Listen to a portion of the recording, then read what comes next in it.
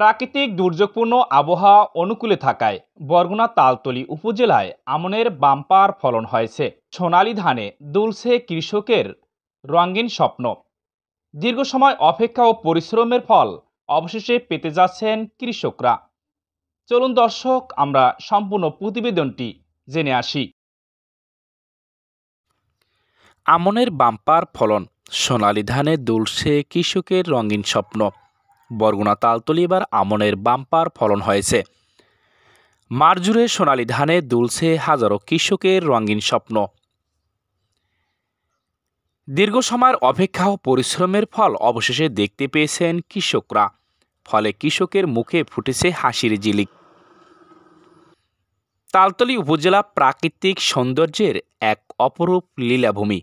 সেখানে লবণাক্ততা ও প্রাকৃতিক দুর্যোগের কারণে কৃষিকাজ অনেক সময় ঝুঁকির মধ্যে থাকে। এবছর বর্ষা মৌসুমে যথাসময় বৃষ্টি থাকায় ভালো ফসল উৎপাদন হয়েছে। ফলন কেমন?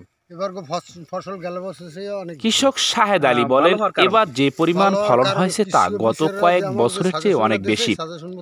এই বাম্পার ফলন আমাদের জীবনমানের উন্নতি ঘটাবে এবং পরবর্তী মৌসুমে আরও বেশি আত্মবিশ্বাস নিয়ে চাষাবাদ করতে পারব।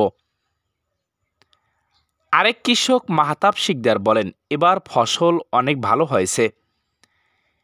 এখন ন্যায্য মূল্য নিশ্চিত হলে কৃষকেরাই সবচেয়ে বেশি উপকৃত হবেন। উপজেলা কৃষি কর্মকর্তা বলেন, এবছর আবহাওয়া অনুকূলে ছিল এবং আমরা সময়মতো সঠিক পরামর্শ ও সহায়তা প্রদান করেছি। নতুন প্রযুক্তি এবং উন্নত জাতের বীজ ব্যবহারের ফলে এবার আমনের ফলন অনেক বেশি। তিনি আরও বলেন, এবছর তালতলী কৃষকরা তাদের উৎপাদিত ধান বিক্রি করে তাদের অর্থনৈতিক অবস্থার উন্নতি ঘটাতে পারবে বলে আশা করা হচ্ছে। স্থানীয় বাজারে সোনালী আমন ধানের চাহিদা বেড়েছে, যা কৃষকের জন্য একটি বড় সুযোগ সৃষ্টি করেছে। ফলন কেমন? এবার ফসল গেল বছর অনেক ভালো। ভালো হওয়ার কারণ কি?